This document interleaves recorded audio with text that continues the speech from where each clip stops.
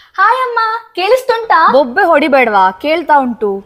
ಹಾ, ಊಟ ಆಯ್ತಾ? ಎಂತ ಊಟಕ್ಕೆ? ಸ್ವರ ಬೊಬ್ಬೆ ಹೊಡಿಬೇಡ, ನಂಗೆ ಕೇಳ್ತಾ ಉಂಟು. ಅಮ್ಮ, ನಿಂಗ ನಿಜ ಮಾತಾಡೋದು ಕೇಳ್ತಾ ಉಂಟಾ? ಇಲ್ಲಿ ನೋಡಿ, ಇಲ್ಲಿ ಏಡ್ ಹಾಕೊಂಡಿದ್ದೇನೆ.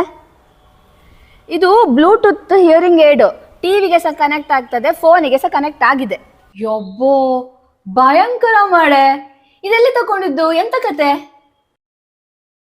ಇದು ಹಿಯರ್ ಫೋನ್ ಅಂತ ಕ್ಲಿನಿಕ್ ಮಲ್ಲೇಶ್ವರಂ, ವೈಟ್ ಫೀಲ್ಡು, ಇಂದಿರಾನಗರಲ್ಲೆಲ್ಲ ಇದೆ.